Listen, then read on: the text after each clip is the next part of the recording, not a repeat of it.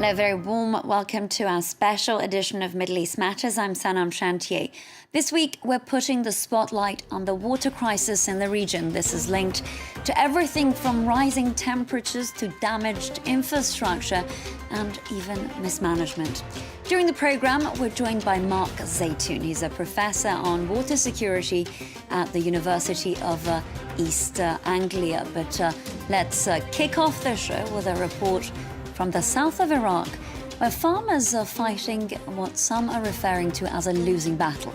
They're up against an unusually severe water shortage due to drought. Now, local authorities estimate that some 30% of cattle has been lost, hitting nearly 500,000 farming families. His buffaloes are thirsty, but Ali has to go easy on the water. There simply isn't enough of it in Najaf. We used to have about 20 animals, but now there are only 7 or 8 left. There's no water. Here, rivers and canals have dried up. Ali has to either buy water at exorbitant prices or travel far and wide with his flock to get it. His neighbour Saeed decided to let go of a part of his cattle after several animals died of thirst and hunger. We sell one animal to buy water and food for the others. That's why we say, one animal eats another. Iraq, where the Tigris and Euphrates meet, has seen its water supplies dwindle in recent years. In addition to a lack of rainfall, there are geopolitical factors. Neighbours Iran and Turkey have rerouted water sources they share with Iraq. The recent launch of Turkey's Ilisu Dam on the Tigris has dealt a further blow.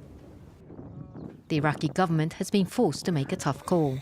In June, for the first time, the authorities suspended the cultivation of several crops that consume a lot of water, including amber rice, a specialty of Diwania province.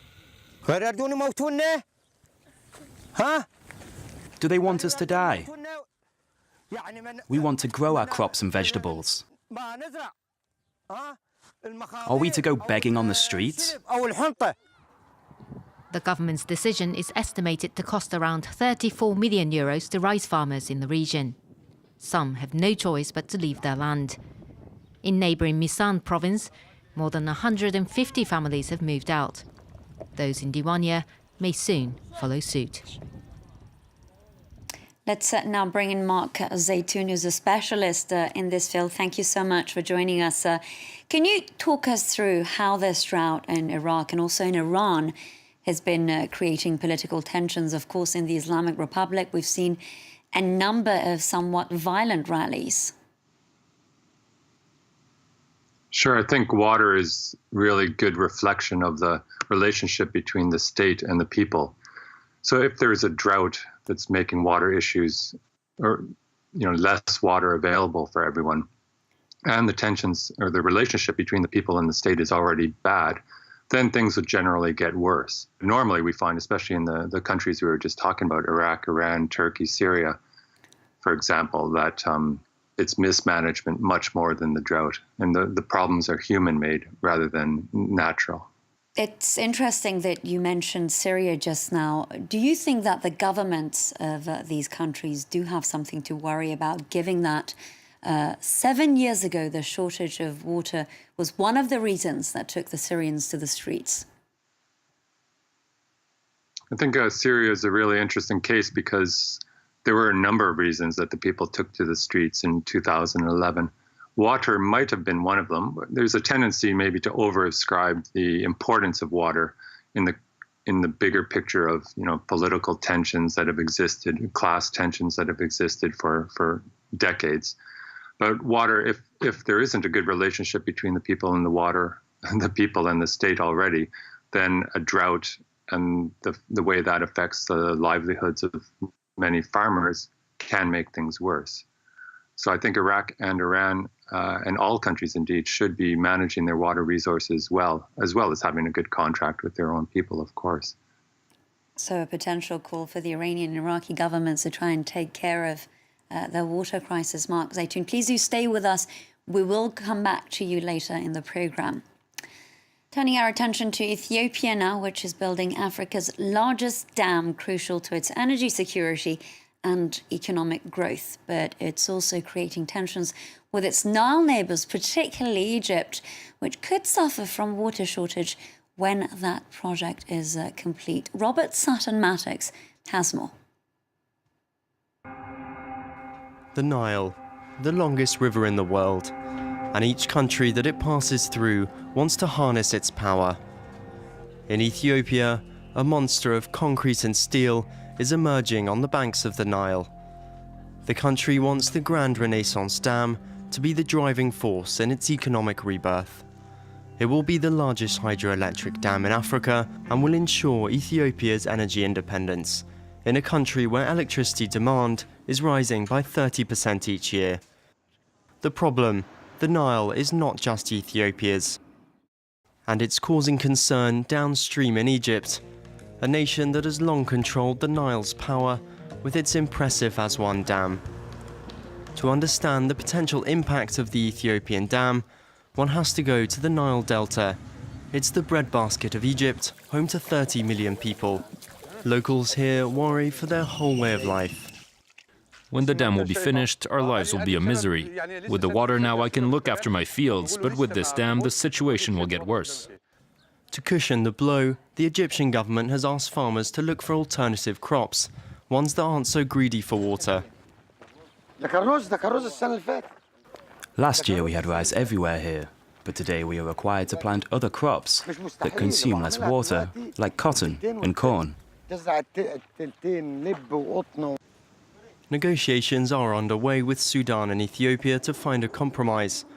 Egypt has proposed that the dam be filled over 8 years to minimise the lower water levels in the river, but Ethiopia won't accept it taking longer than 4. Let's now go back to Mark Zeitoun, who's joining us from Ottawa. Mark, this report that we had is just one example of how water-related projects like the dam can create not just country, but regional strain. Oh, yeah, definitely. I mean, every time water crosses a border, then there is a chance for increased tensions between the states. Very similar to the relationship, the way that water reflects the relationship between a state and its people. If neighboring states are getting along, then water can usually be a source of, to improve tensions, improve relations. But if the states are not getting along, then every time someone builds a dam upstream, there will be consequences downstream that will create tensions. I think the GERD, the Grand Ethiopian Renaissance Dam that you just covered, is a really good example. What's really interesting there is that the effect will probably be felt more on the Sudanese farmers and then the Egyptian farmers further downstream. But the focus is usually not on the Sudanese farmers, when in fact it should be. Everyone downstream of the dam will be impacted one way or the other. But the good news is, at least in terms of the Grand Ethiopian Renaissance Dam, there are negotiations going on. Egypt, Sudan are negotiating with Ethiopia. In the other case of the Tigris and Euphrates, where Turkey is building the Ilissu Dam and Iran is building all sorts of diversion infrastructure on the tributaries to the Tigris, there aren't many discussions or negotiations with downstream Iraq. And Iraq is feeling the consequences, I'm afraid, much more than even Sudan and Ethiopia will, precisely because there's not enough diplomacy going on the Tigris and Euphrates. I'd like to move away from that dam project and focus on the fact that over the past years, we've actually seen Israel use water as a pressure tool on Palestinians.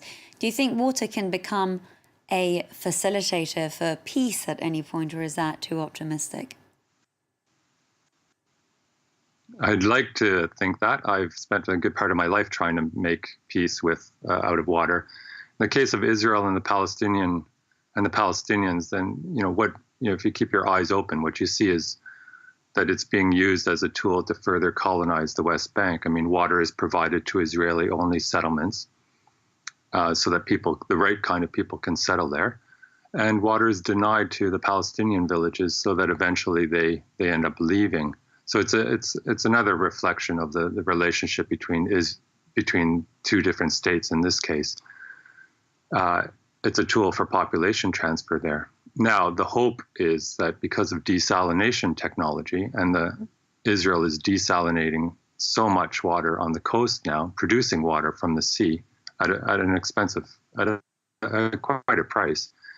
But there is now so much water that's produced that it should, if it was a rational world, take the pressure off the fresh water that's being contested. And so there is a basis, a rational basis for hope that the water issues could be resolved. But with your eyes wide open and with a critical view, what you actually see is that water is being used as a tool for population transfer instead. Mark Zeitoun, very briefly and lastly, what, in your opinion, could be the solution to this regional crisis that we've been discussing over the program? What comes first, technology or diplomacy? Yeah, diplomacy. The answers are going to be mostly political. International water law should be being followed, should be being promoted by any outsiders that are involved. And without it, then it's just going to be left to the vagaries of power, and the more powerful states will continue to do what they will with the water. Apart from that, there are interesting solutions you can do with food trade, importing food rather than growing your own food. But diplomacy and policy is the way forward. Mark Zeitoun, Professor of Water Security at the School of International Development at the University of East Anglia, thank you so much for speaking to us. And thank you for watching this special edition of the show. Don't forget, you can contact us by visiting our Facebook page. That's Middle East Matters France 24, or you can drop us a tweet. Thank you for watching.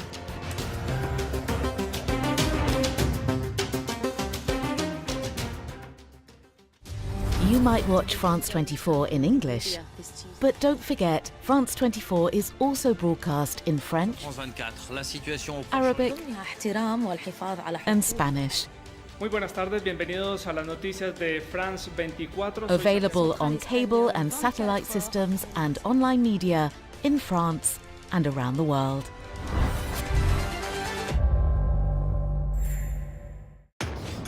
Inside the Americas, presented by Jeannie Godula. From North America to the southern tip of Patagonia, join us for a look at the latest political, economic, cultural and social news from the Americas. I think closing loopholes is a good thing. Inside the Americas on France 24 and France24.com.